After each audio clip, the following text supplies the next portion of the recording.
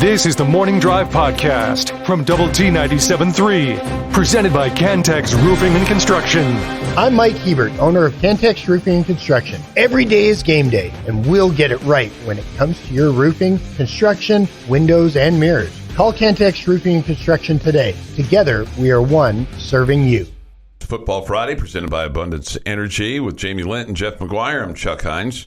Great to have you with us today on Lubbock Sports Station, Double T 97.3 and Double T 97.3.com as we get you ready for the weekend. It's a busy weekend. Crazy busy weekend, isn't it? There's a lot going on. Yeah, that's a good thing. There's a lot going on. I mean, right? No, it's good. It's awesome. Yeah, I mean, plenty of college football on Saturday. Mm-hmm. That's pretty normal. Yeah, and then plenty of NFL games on Sunday. That's pretty normal. And then some high school football playoffs and high school basketball's going on. So there's a lot going on. Yeah, Friendship fell to Southlake last night, 49-14. Those among the games from last night in high school football. Also, Rawls took it on the chin to the Greyhounds. Greyhounds beat Jackrabbits last night, 49-6. I think that a Jackrabbit would hold up a little bit better against a Greyhound, but Greyhounds are fast too. Yeah. Greyhounds, I think, are more disciplined because they're accustomed to running around a track. I've never been to a dog race. I'm not really into that kind of stuff, the dog races. I also have never been. Okay, so I don't know if you have any opinion on that, but you can. Might be entertaining once. Right. Might be right. One of those things. I think I'd do that. I'd do that one time. Mm-hmm. Last night, Red Raider football with Joey McGuire. A new nickname for Gino Garcia. Gino Garcia, your kicker, who will be back next year, by the way. Oh, that's great news. Now, yeah, that's the best news of the day. Now, Coach McGuire said that. I guess what we should kind of put a little asterisk by that, he's eligible to return. I don't think he's going to transfer anywhere else. I think he's got it pretty good here. Mm-hmm. But, never say never when it comes to the transfer portal, right? You just never know. You just never know. Mm-hmm. But he is going to come back. His nickname now, Geno-matic. Geno-matic. Okay. Not to be confused with the Bassmatic or any of those other Matics that are out there. Okay. Why couldn't he have been German? And then what would you call him? Otto Magnus. Automatic. Yeah. Geno-matic. I can do dad jokes too. Yeah. Geno-matic. The other good news from last night, Jacob Rodriguez will start at that linebacker spot that he's been playing. So would expect him to get more plays than maybe he did the previous week. But that's good news. It'll be his first start since the first start of the regular season. Here's the other thing. Tomorrow there will be 24 seniors that will go through Senior Day. Okay. Mm-hmm. Last year, of those seniors that went through Senior Day, 5 of them came back this year. Okay. Okay, so that's subject to change in terms of the guys that go away but then could come back. The other thing, and here was the curious comment from last night, Jimmy. He said, Coach McGuire did, that Taj Brooks gave us our identity, and next year we're going to change that. We're going to define our identity coming out of camp. Now, this is tongue-in-cheek, but it's still, we all know this is true. He said, if I'd have known that, I'd have run Taj 30 times versus Wyoming. I mean, it's easy to go back and look at that and say, and we all have, hey, if you'd run the ball more, if you'd run the ball here, run the ball there, you'd have won that football game. But I thought the thing that was interesting was that we're going to define who we are before we come out of camp. Okay. That really is a conversation for him and his coaches. Right. I mean, there's nothing the fan base or the players can do about that, right? No, I mean, when when you say we're going to define who we are, that means we're going to figure out our game plan. Right? Yeah. So he's talking to his coaching staff by telling you that. Okay. I mean, what can anybody else do about it?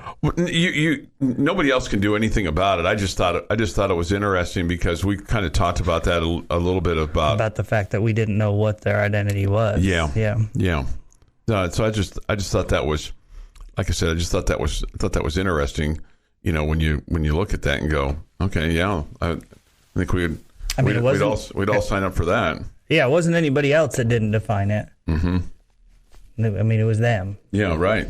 So that's and part of that, I mean, maybe part of that is, I mean, we talked about yesterday the fact that we thought Taj would be good, but we didn't think he'd be this good.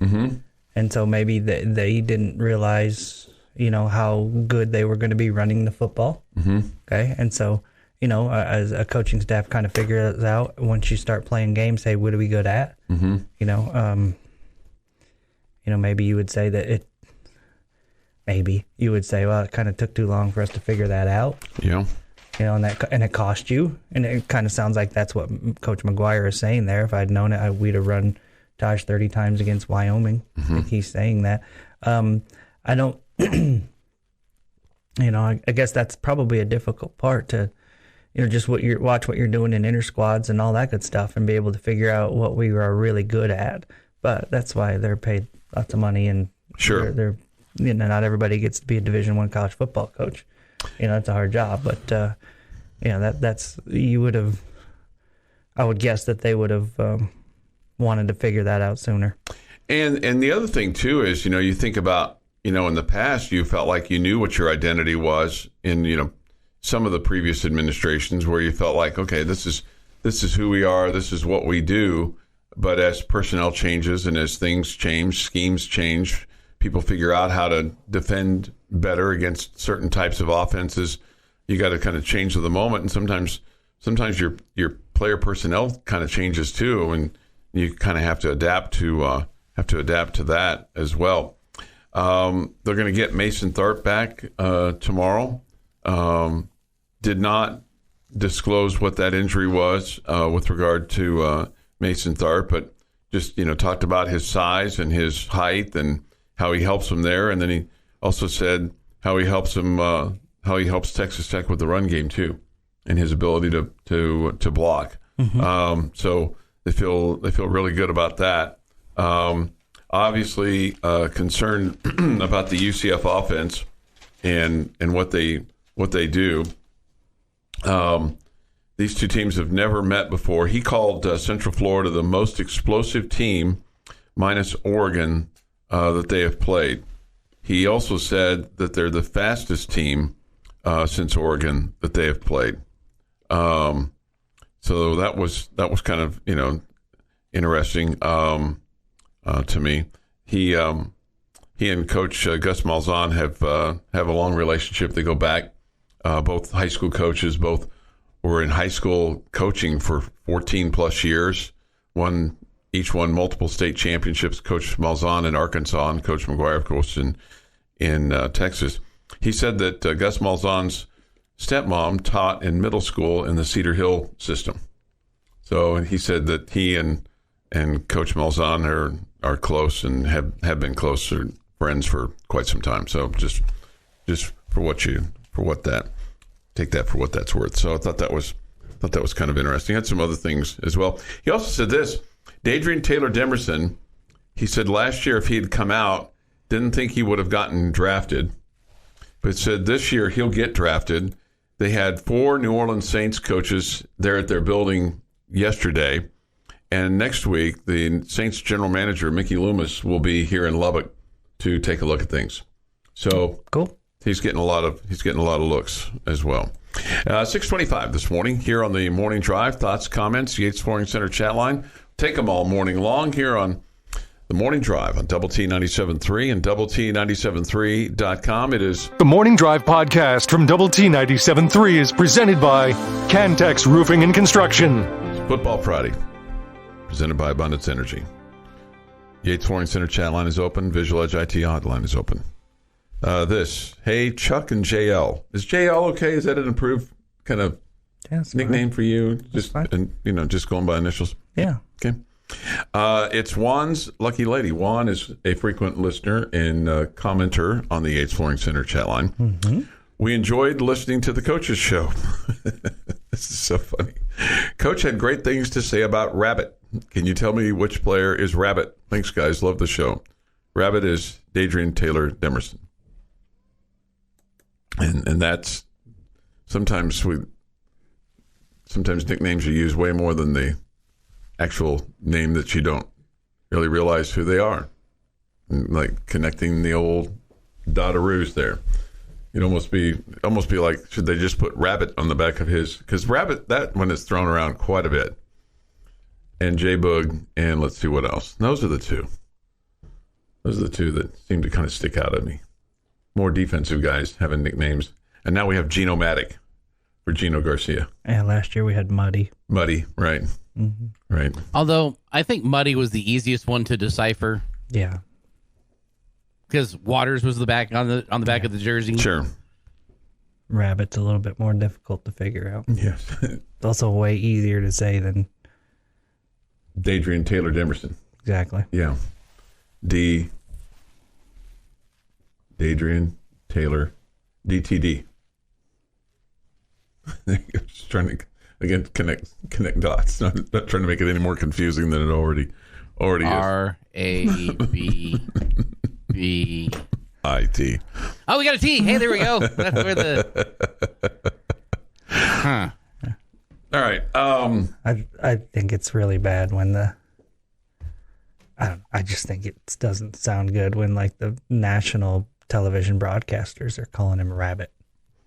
I mean, call his real name. Yeah. I mean, if you're going to call somebody by their nickname, you better be pretty casual with them. Feels like, I don't know. That's. I guess or if it was like a nationally known nickname, like Shaquille O'Neal, you call him Shaq. Yeah. Okay. Nationally known. Okay. You're doing a broadcast on Fox and you're calling Taylor Demerson Rabbit. Rabbit. I don't know. If I were his parents, I would be like, use my kid's name, please. He's got one. Yeah. Let's use his name. Okay, we've got a lot to get to today, but I wanted to get your opinion on this and just see what you think should happen to her. Sharissa Thompson yesterday admitted even more so than I guess she previously had that she has made up halftime reports. She's a sideline reporter for Fox and Amazon. I've said this before. I haven't been fired to saying it, but I'll say it again. I would make up the report sometimes because the coach wouldn't come out at halftime, or it was too late and I didn't want to screw up the report. So I was just like, I'm going to make this up because first of all, no coach is going to get mad if I say, hey, we need to stop hurting ourselves. We need to be better on third down. We need to stop turning the ball over and do a better job of getting off the field. They're not going to correct me on that. So I'm like, it's fine. I'll just make up the report. She had previously admitted to embellishing reports to Erin Andrews on her podcast. But man, that is, I think she should be fired. One, she's not doing her job. She's basically, it's unethical. It's saying to every other sideline reporter, calls into question. And, I think I think that she is, if she gets a pass on this, I'll be shocked. Yeah, I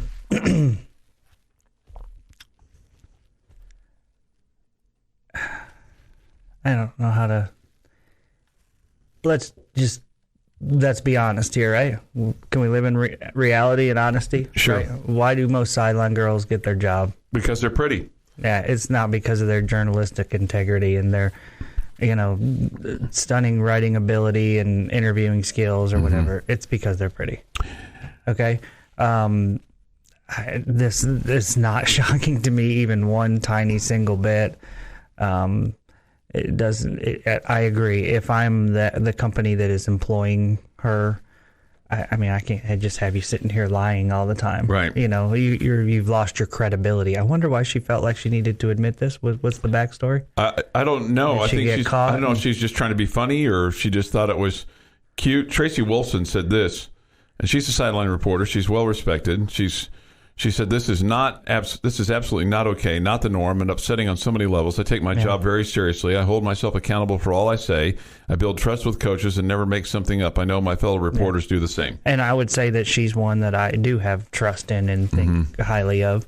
And so I could see where it would be offensive to her, extremely offensive to her. Pam Oliver's another one that I really, really like. And you've mentioned that a couple 400, 500 times. Yeah. Well, let's bring it up again. Molly McGrath says this, young reporters, this is not normal or ethical. Coaches and players trust us with sensitive information. And if they know that you're dishonest and don't take your role seriously, you've lost all trust and credibility. I agree. If she's just kind of laughing about this like it's a funny story. I did not hear her voice in the context of this. I've just seen quotes. But even if she's saying it's funny, thinking it's funny, man, that's just a horrible look. It is a horrible look. And I can't imagine that any coaches would be okay with that. Yeah. I mean, and I get the fact that I mean, we can all do the whole coach speak thing. Sure. We can figure it out. Sure. But you can't put words in the mouths of coaches. I just don't see how they can put her back on the air. I completely agree. I don't care how good looking you are, and I don't care how well you are a wordsmith.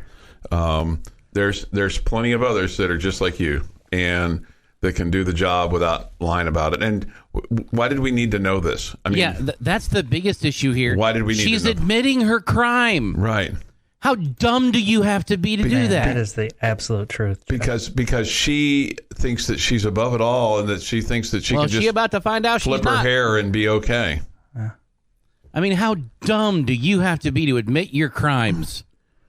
Well, Rule number 1, don't tell anybody your crimes. Right. Well, here's the deal. I think she just thinks that she's above everybody else, that she can do that it's okay. And I can totally see why the rest of the female sideline reporters are furious about this. Your daily dose of sports and fun. This is the Morning Drive Podcast from Double T 97.3, presented by Cantex Roofing and Construction. Jamie Lent and Jeff McGuire. I'm Chuck Heinz. It is a Football Friday, presented by Abundance Energy. Take your thoughts, comments this morning on the Yates Flooring Center chat line. Go to doublet973.com for that, or the mobile app. Visual Edge IT hotline is open too, 806-771-0973. I mentioned that it's a Football Friday. It's also a Football Friday, Jamie. Mm-hmm. Huge Big one tonight. Huge one tonight for Tom Stone's Texas Tech Red Raider soccer program. They take on the 2-seed. They take on the 7th-seeded Princeton Tigers tonight. It'll be a 6:00 match. This is second round action of the NCAA Soccer Championships. There'll actually be an early game today between Alabama and North Carolina. The winner of that game will play the winner of the Tech Princeton game, and that'll be at 1:00 on Sunday. And regardless of a Tech win or loss today, there will be that match on Monday afternoon, or Sunday afternoon. Sunday, yeah. You hope. I mean, you want all those people that are over there working are like, man, if I'm going to work on Sunday, I sure want to work for the Red Raiders, on the field. I mean, no question. If not, it makes it a little bit harder. Texas Tech is 16-1-4 entering this match. Princeton is 10-5-3. The Red Raiders won over Florida Gulf Coast last Friday night, 1-0. Had a crowd of 1,800. I would imagine they'll have another big crowd as well tonight. And I was told last Friday night at the women's basketball games, I go 1,800. He was like, yeah, there were this person said, yeah, that wasn't overstated at all, because whatever we announce the crowd at, that's what we have to pay in terms of the NCAA, for the tickets. So they can't say, oh, there were 2,200 here tonight. No, they count the actual tickets because they got to settle up with the NCAA. Okay. So they can't puff up the crowd a little bit. So 1,800 were there. Alex Kerr with the winning goal, her 11th of the season, coming in the 4 seconds into the 74th minute. And so as far as Princeton is concerned, they advanced with a win over Michigan last week, 1-0. They went 10-5-3 overall. They went 4-2-1 in the Ivy League. And the Ivy League has 3 other teams that are in this soccer tournament. Probably play pretty good soccer there. I would imagine, yeah. Brown, Harvard, and Columbia are also made and won in the first round of the NCAA tournament. So good luck to those girls tonight as they try to advance to Sunday. Which girls? The Red Raiders soccer team. Okay, we were just talking about Princeton there, and then you said good luck to those girls. I was just making sure we don't want to wish them any luck. No, I was just making sure. Not on the pitch, at least. No. Off the pitch, I hope they love Lubbock. Right, and then get a good meal and have a safe trip home tomorrow, right? Mm-hmm. All those things. So that'll be tonight at 6:00. And again, if you want to go to the early game, it's at 2:30 with Alabama and North Carolina.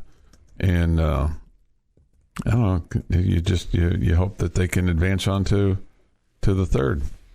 Coach Stone played for Duke. North Carolina, yeah, he played for Duke, yeah. So you think there are 3 teams that are like changing in a locker room there, and then for North Carolina, he just put like a little tent out there. Yeah, that's right. That's right. What do you think Coach Stone did? Yeah. Let loose some rattlesnakes in their locker room or something. Sure. Yeah. Stink bomb. I think if you play for Duke, you probably. The dislike for North Carolina probably never goes away, right? I would think so. Even though you're way removed over. I would think playing in the Big 12 and coaching in the Big 12 and all that, but that whole distaste or dislike of North Carolina, never really goes away. No, so can't imagine that it would. So I wonder what kind of hijinks he's got going on over there. Probably a big giant blue D. He sees a Tar Heel and just kind of probably makes his skin crawl a little bit. Probably so, yeah. Okay. Basketball last night for the Red Raiders. They win over Texas A&M Corpus Christi 73-64. High point man was Chance McMillan. He had 17 on the night for the Red Raiders, who next will be in action in the Bahamas to take on Villanova. So the competition is going to get substantially stiffer, substantially fast here, Jamie. It's like Tuesday, right? Yeah. No, Tuesday or Wednesday? It'll be the 22nd. I believe that is Wednesday. Okay. I believe. I'll do a quick look here. But anyway, the bottom line is, I was thinking about this, this morning a little bit, going 22nd is Wednesday. I was thinking about this, going, okay, thinking about like previous regimes, whether it was, Chris Beard or even Mark Adams or Tubby Smith, the last 3 coaches, in the early games of the season, it seemed like there were times where you struggled, like to get to the first half, but then you poured it on in the second half. But there were times in these early games where you're just kind of going, hey, but this one feels a little bit different, just because you haven't shot the ball very well from the outside. Yeah, and I don't know if that's the biggest factor. I mean, you still scored 73 points last night. Mm-hmm. So it's not as if you, right? It's not as if you didn't, really struggled to score and then you mucked it up and won 51-47. I mean, you put up 73. That's not a terrible number. It doesn't look super cohesive right now. I don't think it looks terrible. I think you can see individual skills. I think you just have to wait for these guys to kind of mesh together. Mm-hmm. I just don't think they're there yet. I didn't, Coach McCaslin talked about they caused us problems because they played really hard. I didn't feel like his team didn't play hard. Yeah, I thought they scrapped for the ball. There's no question. I just doesn't look like you're clicking on all cylinders now, and I think it would be unrealistic to expect that you would. Although it does feel like, and we've kind of become spoiled a little bit as Red Raider fans, in that you continue to change the roster over and over and over every year, and you've had a decent amount of success doing that and becoming a good basketball team. But I mean, that doesn't mean that every single year it's going to be that way. I think it just takes a little bit of time. Mm-hmm. I think sometimes too, it's harder to play teams like Texas A&M Corpus Christi that are coming in and understand that hey, you win a game like this, and man, it kind of makes your season, so to speak, or at least helps to make your season. Am I being a jerk if I mentioned it didn't bother Houston?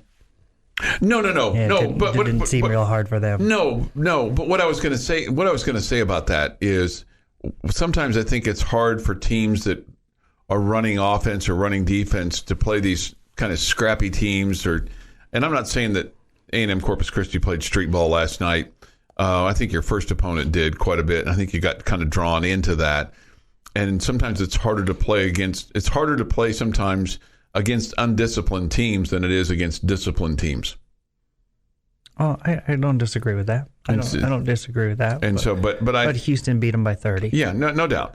And to me, the most concerning thing to me about this team right now is your 3-point shooting. It's a big part of college basketball. There's no way around it. You have to be able to make shots from behind the arc, unless you have some sort of dominant inside game, and even then, you still want to be able to shoot the three. So, yeah, I think it is a little bit concerning right now. I don't know if we are at the point where we're like, hey, this is going to be the Achilles heel of this team, or, because I think Pop's going to end up being a great 3-point shooter throughout the course of the year. He's just not shooting it well right now, and he's kind of your lead dog. So you need him to be able to make those shots, and maybe it becomes a little bit more contagious. But I don't know. I'm not ready to say that they're going to be a terrible 3-point shooting team, but that's something that jumps out at you after the last 2 games. Yeah, and the other thing that has jumped out at me is your ability to get to the free throw line and keep your opponent off the free throw line. I mean, last night Red Raiders were 20 of 27. Their opponent was 5 of 9. The previous opponent was like 1 of 1. This is the Morning Drive Podcast from Double T 97.3, presented by Cantex Roofing and Construction. All right, gentlemen, we're going Big 12 football today. Nice. I want you to tell me who you think has the best chance for an upset this weekend. Okay.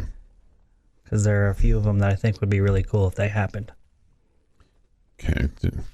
Let me get to my Big 12 schedule here. So you got BYU hosting Oklahoma. So obviously BYU would be the answer if you went that route. Mm-hmm. West Virginia hosting Cincinnati. Cincinnati would be the answer there. Mm-hmm. TCU and Baylor are playing. There's no upset there. I mean, I don't know who's going to win that game, but it feels like it's pretty much a toss-up. Houston hosting Oklahoma State. That would be another one. Mm-hmm.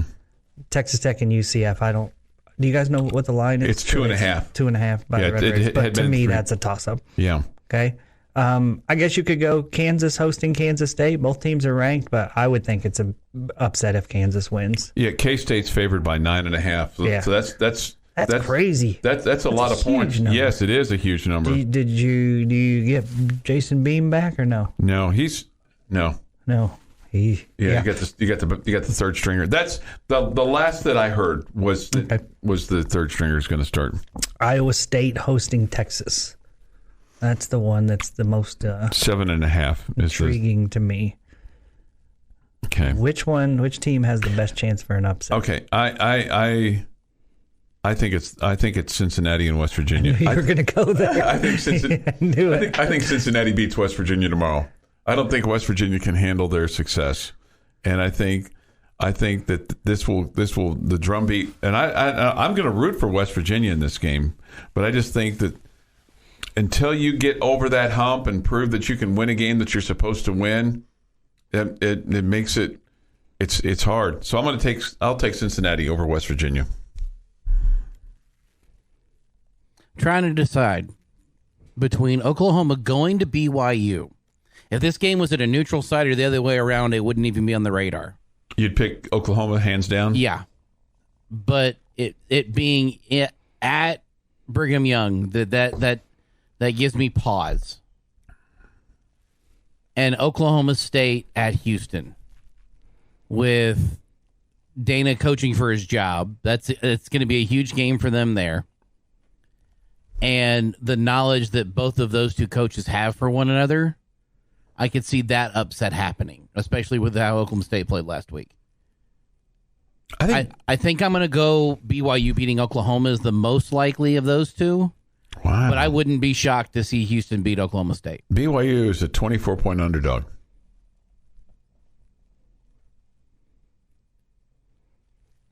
So you're taking BYU. That's fun. Yeah. I like it. I'm going to give you the people what they want. Iowa State over Texas? I'm picking Iowa State over Texas. Yes, sir. Give the people what they want. I am. There's just something You have a about that feeling? game. Well, there's always a Texas game that they. I mean, they only scored 3 points in the second half of the TCU game last week, and in the first half, at the end of the second quarter, they gave them a touchdown after basically a turnover, and the other one was, I mean, they went boom boom right there. So I mean, Texas was very fortunate to win that game. Yeah, I'm taking Iowa State. Just feels like whenever they travel to Manhattan or to Ames, night game, cold. I don't know. Something says the Longhorns are gonna somehow let this one get away. You watch, Texas is gonna win by 40. So I'm taking that one. I knew you were going to take West Virginia to lose over Cincinnati. I knew that was going to happen. I didn't know which way Jeff would go. Oklahoma State against Houston. I don't know. Man, you would think Oklahoma State would bounce back after that abysmal performance last Saturday, but maybe that just, I don't know, got their dauber down. But they're still in a great position to play for the Big 12 championship, so they should be highly motivated. You would think. You would think. And then, of course, Jeff made one of my favorite sports comments. I always love this one. You know, he's coaching for his job. How does he coach differently? We all say it as sports fans. We all say it. I'm not trying to pick on Jeff. How does he coach differently? Yeah. You go the extra mile. You spend the extra 10 minutes looking at film. I just feel like coaches doing that all the time anyway. I just don't know. You give that 110% instead of just 100%. I mean, is he like moving on the sidelines quicker? I know I'm thinking about Bob Knight and his game faces. Sure. That was funny. I almost wonder if Dana's already lost his job. I think he has. Yeah. I'm not sure even getting to a bowl game would be enough to save his job. He's too angry over there. I mean, it's just. He doesn't seem to love it, and they don't seem to love him. Right. So it seems like they're not winning. And they're not winning. Right. Somebody points out on the Yates Flooring Center chat line about Jonathan Brooks and how Texas doesn't have him anymore. Yeah, you're exactly right. That's a great point. I mean, that makes it's going to make it really, really, really difficult for them. Syntax Hank says this: upset winners Iowa State, BYU, and KU. 3 of them. Man, I hope you're right. Even if 2 out of 3, just give me the first one and the second and the last one. That'd be great. Here's the correct answer to your question, Jamie. What does it look like when you're coaching for your job? Dana drinks the second Red Bull. What? Somebody brings this up. What's your take of the blue bonnet battle thing for TCU and Baylor? I don't know what it means. Are there That's what any they're calling blue bonnets in between Waco and I don't know. Fort When I think blue bonnets, I think of the Blue Bonnet Bowl in Houston at the Astrodome on New Year's Eve. That's what I think. That's what I think of.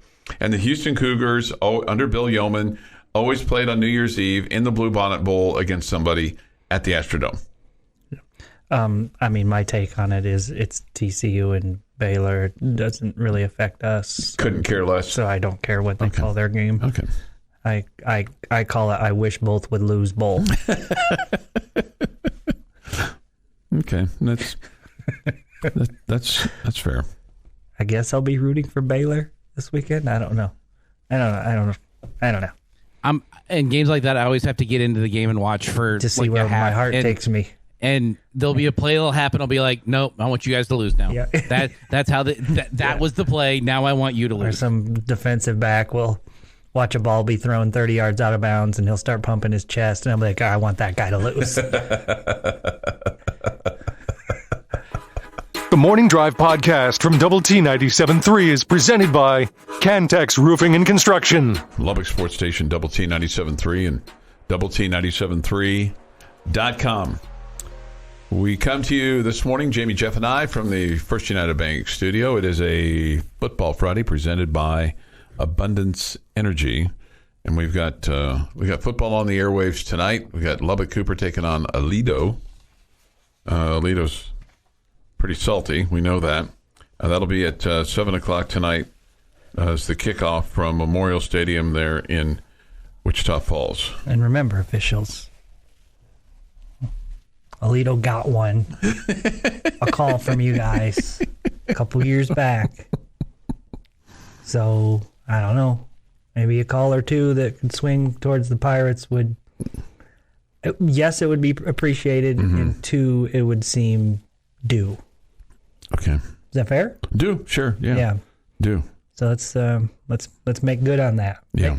Yeah, let's make good on that. But you don't have to call it a makeup call. No. We have Optimum Game Day Live coverage for you tomorrow as the Red Raiders take on UCF. 7 o'clock is in the morning for Optimum Game Day Live. Mañana morning, we'll have it for you here on Double T 97.3 and Double T973.com. The kick is at 4.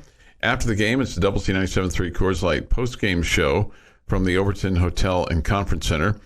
Garrett Luft will be there. I have still have trinkets. I have a sweet Coors Light cooler that somebody's going to win.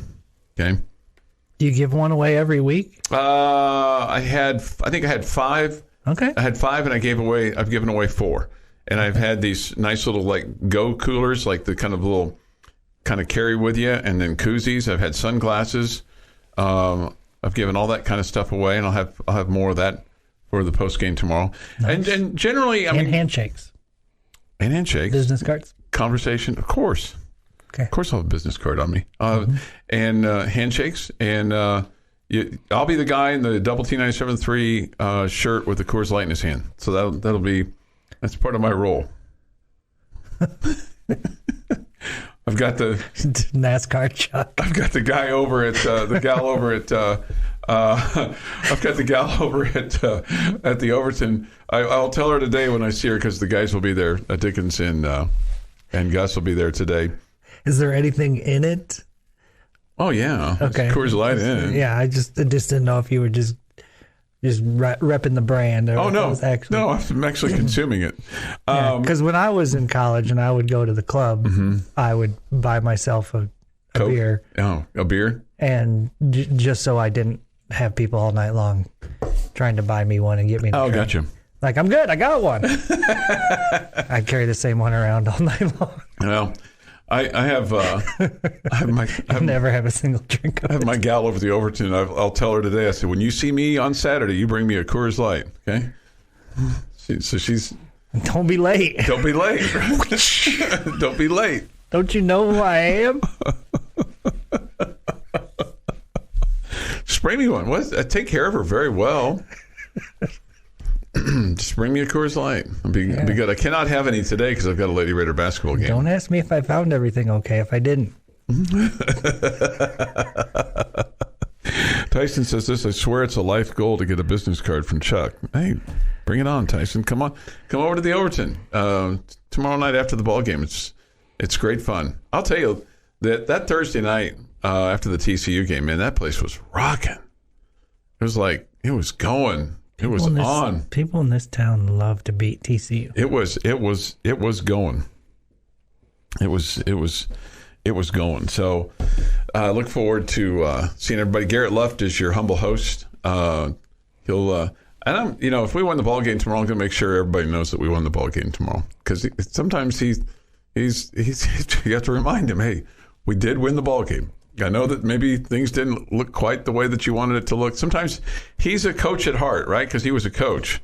So he sees things in a different vein, probably in a better vein, probably in a more accurate vein, probably, in a more kind of football fundamental kind of vein. And me, I'm like, hey, did we win the ball game? Rock on, man. Let's party. I don't care how we got there. Let's go. Let's go. What concerns you the most about this game tomorrow? Just that kind of, I guess that UCF is hitting their stride right now. They're a confident team. They're they're healthier. Coach McGuire talked about both teams really being as healthy as they've been all season long, and just feels like they're clicking right now. It does. It does. They're 8th in the country and 2nd in the Big 12 in total offense. They average almost 495 yards per ball game. They've gone over 400 in 7 of their last 10 games. They're 3rd nationally in rushing at 234 yards a game. They've rushed for 200 or more yards in 7 of their 10 games. And so, you look at this and go, but I feel, I don't know, Jamie, I feel really good about your defense and how it performed, especially in the red zone. And Coach McGuire talked about that last night. He said, and I don't know if these numbers are accurate. I'm just going to quote what he said. He might have been just a little bit facetious because he talked about what he was the most pleased with or most impressed with was just how his defense performed in the red zone last week and really inside the 10-yard line.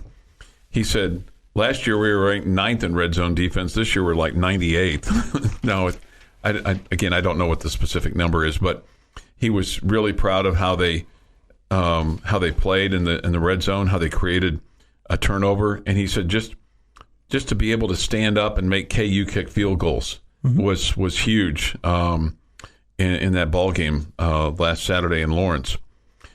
He was asked if he was nervous on the Gino Garcia kick there at the end. And remember, he called him Gino-matic at the beginning. He said, extremely nervous. He said, I don't know if I even watched. But he said, and I think they're putting something together where you see this. He said there's a montage. He didn't say the word montage, but that's really kind of what it is.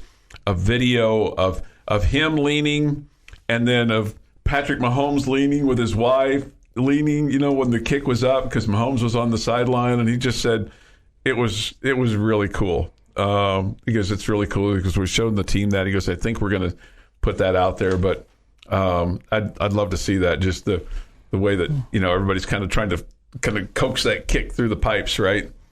Mm-hmm. But it's cool to see that, like Mahomes. I mean, here's a guy that on the sideline, passionate, wearing his Red Raider gear or supporting what he can, and very much into the ball game on his bye week for his alma mater. So that was. This has been the Morning Drive Podcast, presented by Cantex Roofing and Construction. Check out our library of Double T 97.3 podcasts at doublet97.3.com.